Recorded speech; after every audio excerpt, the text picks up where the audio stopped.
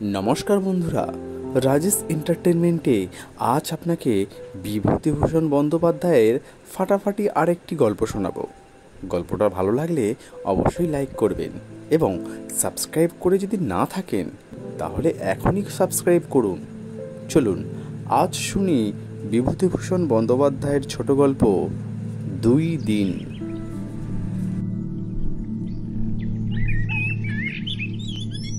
ভাবনাহাটির গ্রামের রামচন্দ্র রায়ের ছেলে পরমেশচন্দ্র রায় আজ বিয়ে করে বউ নিয়ে আসবে। সেই জন্য রামচন্দ্র রায়ের ভাঙা চণ্ডীমণ্ডপে কয়েকজন লোক জমেছে। রামচন্দ্র রায় ছেলের বিয়েতে যেতে পারেননি। আনন্দ নাড়ু ভাজার দিন তেল জ্বলে উঠে হঠাৎ রান্নাঘরের চালে আগুন ধরে যায়। আগুন নেভাতে গিয়ে রামচন্দ্র রায়ের 2 হাত পুড়ে ঘা হয়েছে করতালুতে। সেজন্য তিনি ছেলের বিয়েতে যেতে পারেননি। বরকর্তা করে পাঠিয়েছেন ভাইরা ভাই তবেরের গোপেশ্বর চক্রবর্তীকে। রামচন্দ্র রায়ের অবস্থা ভালো নয়। দুখানা মাত্র 2 চালা ঘর, কয়েক বিঘে ধানের জমি, বাড়ির পেছনে একটা খালের 1/4 মালিকানা সত্ত্ব আছে। তাতে বছরে 30-40 মণ মাছ পান। এর দাম ধরো 10 টাকা হিসেবে মন ধরলে 300-400 টাকা। এছাড়া অন্য কোনো আয় নেই। মোটা ভাত মোটা কাপড়ে একরকম সংসার চলে যায়। রামচন্দ্র রায়ের ছেলে পরমেশের বয়স 23 বছর। ছাত্রবৃত্তি পাশ করে স্থানীয় জমিদারি কাছারিতে মোহরগিরি কাজে ঢুকেছে। মাসিক বেতন 6 টাকা। ইতিমধ্যে সে গ্রামের সমবয়সীদের ঈর্ষার পাত্র হয়ে উঠেছে। তাদের বাম্মা তাদের বলে, সোনার চাঁদ ছেলে দেখগে যা, রামু রায়ের ছেলে পরমেশ ছাত্রবৃত্তি পাশ করলে দিব্যি আবার 6 টাকা মাইনেতে মোহরগিরিতে ঢুকেছে। ওর উন্নতি ঠেকায় কেডা? তোরা শুধু বাড়ি বসে খাবি আর পাশা খেলবি চণ্ডমণ্ডপে বসে। 6 টাকা মাইনে পাওয়ার কথাটা একটু রটে গেল চারিধারে। ফলে ছেলের বিবাহের জন্য অন্য গ্রাম থেকে সম্বন্ধ আসতে লাগলো। রামচন্দ্র রায়ের স্ত্রী ধরে বসলেন আকরে এক কথা, 101 টাকা বর্পণ দিতেই হবে, 10 ভরি সোনা, তাছাড়া দান সামগ্রী বরের গরদ আলাদা। অনেকে বললে, বাবরে কি দেখে অত টাকা বর্বণ দিতে যাবে লোকে? 101 টাকা বর্বণ কারা পায়? যাদের ভালো জমি জমা আছে। তোমার কি আছে বাপু? ছেলে অবশ্যই স্বীকার করি অল্প বয়সে চাকরিটা পেয়েছে ভালোই, কিন্তু ওই যা ছেলে দেখেই দেওয়া, কম চাওয়া তো নয়। 10 ভরি সোনার দামই ধরো 18 টাকা ভরি হিসাবে 180 টাকা। না না, ও চলে না। আবার অনেকে বলে, চাওয়ার দিন এসেছে তাই চায়। কই তুমি আমি তো চাইতে সাহস করি নে। হীরের টুকরো ছেলে, এই বয়সে উন্নতি করেছে কেমন? 8 টাকা তো ওর মাইনে হলো বলে ওকে 10 ভরি সোনায় দেবে না তো দেবে কাকে? অনেক মেয়ে দেখা ও উভয় পক্ষে যাতায়াতের পরে অবশেষে গোবরাপুরের তারিণী চক্রবর্তীর বড় মেয়ে পতিত পাবনীকে রামচন্দ্র রায়ের বেশ পছন্দ হলো। তারা বর্পণ ও 10 ভরি সোনা দিতেও চাইলেন। আজ সেই কনেকে নিয়ে পরমেশ বাড়ি এসেছে।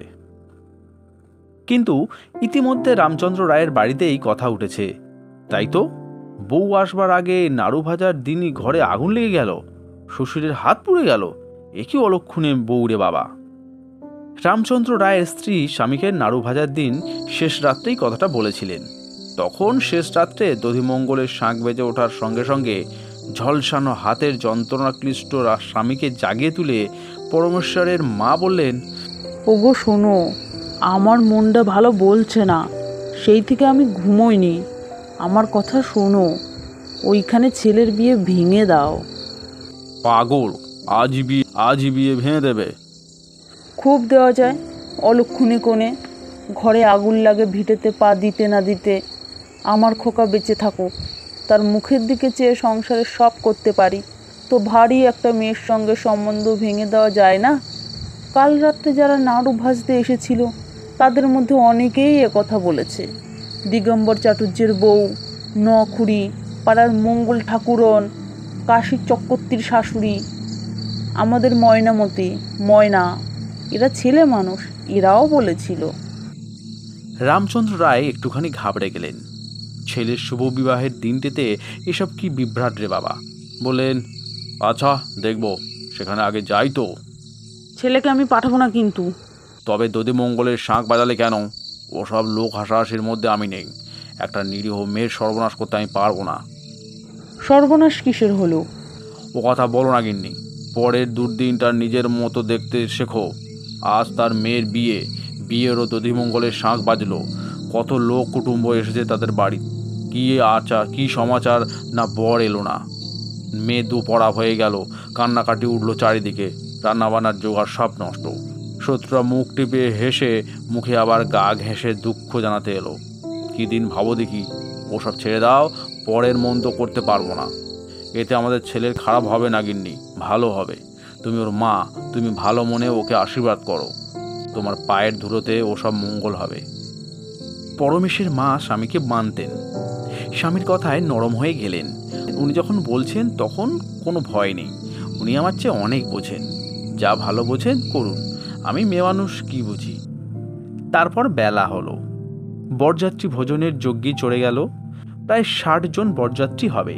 তারা খেয়ে দিয়ে সব রওনা হয়ে চলে গেল, কিন্তু রামচন্দ্র রায় গেলেন না, যেতে পারলেন না। সেই পোড়ার ঘায়ে বড় যন্ত্রণা হতে আরম্ভ করলো। একটু জ্বর মতো হলো দুপুরের দিকে। তাই ভাইরা ভাইয়ের হাতে বরকর্তার দায়িত্ব তুলে দিয়ে রামচন্দ্র রায় কাঁথা মুড়ি দিয়ে শুয়ে পড়লেন কোণের ছোট্ট ঘরে। স্ত্রী সন্ধ্যার পরে ঘরে ঢুকে বললেন, হ্যাঁ গা, ঘুমিয়েছ? না। এ কি হলো? কি হলো? তোমার জ্বর, তুমি খোকার বিয়েতে যেতে পারলে না। এ কি কম কষ্ট আমার? ভেবে দেখো, সেই খোকা আমার মন মোটেই ভালো নিচ্ছে না। চোখের জল ফেলছি নে, পাছে খোকার অমঙ্গল হয়। কি অলক্ষণে বউ আসছে সংসারে, যে গাছে না উঠতেই এক কাঁদি। গিন্নি, আবার সেই কথা। জ্বর মানুষের হয় না? জ্বর হয়েছে বলে একজন নিরীহ মেয়ের উপর রাগ করো কেন? তাকে অলক্ষণে বলোই বা কেন? তার কি দোষ? কি খাবে রাত্রিরে? ওবেলা এত যজ্ঞী, তুমি কিছু মুখে দিলে না। একটু সাবু করে দিও, আর কিছু ভেবো না। ভগবানের নাম নিয়ে গিয়ে শুয়ে থাকো। যে আসছে তাকে তুমি আশীর্বাদ করো মন খুলে। সেই নতুন বউ নিয়ে পরমেশ এক্ষুনি বাড়ি আসছে। কেননা দূরে ঢোলের শব্দ পাওয়া গেল। গরিবের ঘরের ঠাটবাট আত্মীয় কুটুম্বীরা চঞ্চল হয়ে উঠেছেন। শাঁখ দিয়ে দোরের বাইরে রাস্তার কাছে এসে দাঁড়িয়েছেন। পরমেশের মা এগিয়ে গিয়ে দাঁড়ালেন। চোখে তার ঔৎসুক্য, মুখে অনিশ্চয়তার হাসি। রাস্তার মোড়ে বরকনের পালকি দেখা গেল। পেছনে বাজনাদার ভক্তমুচি ও তার দল। পালকির এপাশে গোপেশ্বর চক্রবর্তী, পাত্রের বড় মেশো। সকলেই এগিয়ে গেল। কে একজন চেঁচিয়ে বললে, দুধ আলতার খেরো ঠিক করো আগে। গ্রাম্য বৌঝিরা ঘিরে দাঁড়ালো। পোঁপো শাক বেজে উঠল। সুগঠিত দেহ যুবক পরমেশ রায় পালকি থেকে নেমে মার পায়ে উপর হয়ে প্রণাম করল। মা গিয়ে নববধূকে কোলে করে পালকি থেকে নামালেন। তারপর কৌতূহল চঞ্চল হাতে বধূর ঘোমটা খুলে মুখ দেখলেন। হাতে দিলেন দুগাছা সোনার বালা। তার শাশুড়ি রামচন্দ্র রায়ের স্বর্গাগত মাতৃদেবী একদিন এই বালা জোড়া দিয়ে তার মুখ দেখেছিলেন, এই ভিটেতে পা দেওয়ার দিনে। পুত্রবধূর মুখ দেখে খুশি হলেন পরমেশের মা। কাঁঠাল লতার বরণের পিড়ি পাতা ছিল। পুত্র ও পুত্রবধূকে আশীর্বাদ করে ঘরে তুললেন। বাঁশবনের মধ্যে বাড়ি।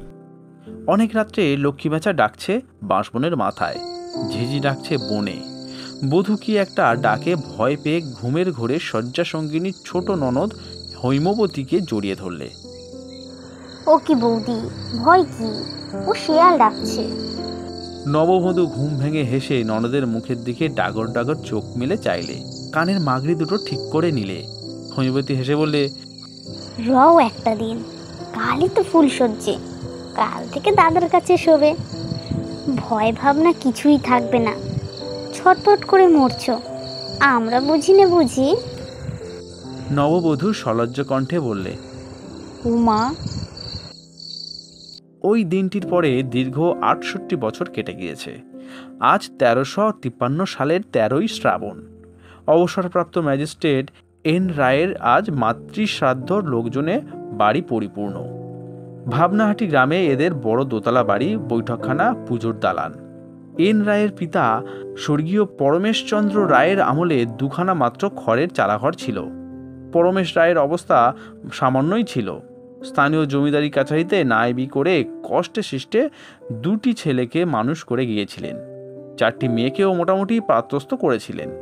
বড় ছেলে নৃপেন্দ্রনাথ রায় জেলা ম্যাজিস্ট্রেট হয়েছিলেন। আজ 7-8 বছর পেনশন নিয়েছেন। তার 2 ছেলে, একটি গত মহাযুদ্ধে IMS মেজর ছিল, এখন ভবানীপুরে ডাক্তারি করে। ছোটটি এই বছরে নিজে কন্ট্রাক্টারি অফিস খুলেছে কলকাতায়। বিগত যুদ্ধে ধানবাদ অঞ্চলে কন্ট্রাক্টারি করে অনেক টাকা রোজগার করেছে। ভবানীপুরে গোবিন্দ ঘোষাল লেনে সে গত ফাল্গুন মাসে তেতলা প্রকাণ্ড বাড়ি কিনেছে 2.5 লক্ষ টাকা দিয়ে। নৃপেন্দ্রনাথ রায় বকুল বাগানে বাড়ি করেছিলেন। ছোট একতলা বাড়ি বটে, তবে বেশ চওড়া কম্পাউন্ডওয়ালা ফুল বাগান আছে বাড়ির সামনে। চাকরি জীবনের অর্থ দিয়ে বছর 16-17 আগে এই বাড়িটা তিনি করেছিলেন। এখন ছেলেরা এই বাড়িতেই থাকে। 3 মেয়ের বিয়ে দিয়েছেন কলকাতাতেই, বলা বাহুল্য সম্পন্ন করেই। নৃপেনবাবু চাকরি জীবনের প্রথম দিকে পৈতৃক ভিটেতে এই বড় দোতলা বাড়ি করেন। পুজোর দালানে কয়েক বছর দুর্গোৎসবও করেছিলেন। তখন পরমেশ রায় বেঁচে ছিলেন। পিতার পরলোক গমনের পর নৃপেনবাবু কয়েক বছর দেশে যাতায়াত করেছিলেন। তারপর আর বড় একটা আসতেন না। মাকে নিয়ে যেতে চাইতেন কর্মস্থানে। বৃদ্ধা বলতেন, না বাবা, আমার কাছে শ্বশুরের এই ভিটেই গয়াকাশি, এ ফেলে কোথাও যাব না। বৌমার শরীর এখানে টেকে না ম্যালেরিয়াতে, বৌমাকে তুমি নিয়ে যাও সঙ্গে। তখনও পর্যন্ত নৃপেনবাবু স্ত্রীকে বৃদ্ধা মায়ের কাছেই রেখেছিলেন। ব্যাস, ভাবনাহাটির বাস উঠে গেল। শুধু বুড়ি থাকে। বুড়ি বাড়ির ঘরে প্রদীপ দেয়। ছেলেদের তৈরি বাড়ি কত আনন্দের, কত আহ্লাদের। লোকের কাছে বলে সুখ, দেখিয়েও সুখ। ছোট ছেলেও এই বাড়ি করতে টাকা দিয়েছে। 2 ভাইয়ের টাকাতে বাড়ি, তবে বড় খোকার নৃপেন বেশি টাকা দিয়েছে। ছোট ছেলে বীরেন দাদা শ্বশুরের পসারে বসে, গোয়ারি কেষ্টনগরে ওকালতি করে। সেখানে শ্বশুরবাড়ির সম্পত্তি, বাড়িঘর সব তার। সে কচ্ছিৎ ভাবনাহাটি আসে, তার অবস্থা মন্দ নয়। পরমেশ রায়ের পরলোক গমনের পর বুড়ি অনেক দিন বেঁচে ছিল। 80 বছর বয়স হয়েছিল মরবার সময়। একবার বড় ছেলে নৃপেন রায়ের খুব অসুখ করে। বুড়ি ভাবনাহাটি থেকে ছেলেকে দেখতে যায় বহরমপুরে। তখন নৃপেন রায় বহরমপুরের ম্যাজিস্ট্রেট। বুড়ি বলেছিল, তোকে রেখে আমি যাবই খোকা, কোনো ভাবনা নেই, তুই সেরে উঠবি। আমি এই পায়ের ধুলো দিলাম তোর মাথায়, এই তোর বড় ওষুধ। প্রায় 25 বছর এই বাড়িতে একটা প্রদীপ দেওয়ার পরে এবার বুড়ির স্বামী ভিটের পুণ্যি মৃত্তিকায় নিঃশ্বাস ত্যাগ করেছেন গত 2রা ফাল্গুনে। প্রকাণ্ড শ্রাদ্ধ সভা, মেজর রায় সব দেখাশোনা করে বেড়াচ্ছেন। বুড়ির জ্যেষ্ঠ পৌত্র, সুন্দর গৌরবর্ণ চেহারা, চোখের চশমা। কাকে বলছিলেন, কন্ট্রোলারকে লিখে 1 মণ ময়দা অতি কষ্টে জোগাড় করেছিলাম, আর কলকাতার রেশন কার্ডে কিছু কিছু কালেক্ট করেছিলাম। ভাবনাহাটি গ্রামের লোক খুব খুশি হয়েছে। এরা গ্রামের মধ্যে বড় লোক। অনেক দিন পরে দেশে এসেছে, মাতৃশ্রাদ্ধ করেছে।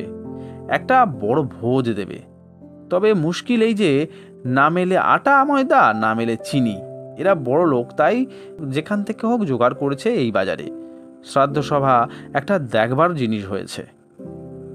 বড় শামিয়ানার নিচে শ্রাদ্ধ বেদি, 13টি নাতি মুন্ডিত মস্তকে যখন দীর্ঘ সারিতে কুশাসনে বসে ভোজ্য উৎসর্গ করছে, তখন গ্রামের বুড়ি চক্রবর্তী গিন্নি বললেন, আহা, ভাগ্যিমানি চলে গেল, কি ভাগ্যেই নিয়ে এসেছিল।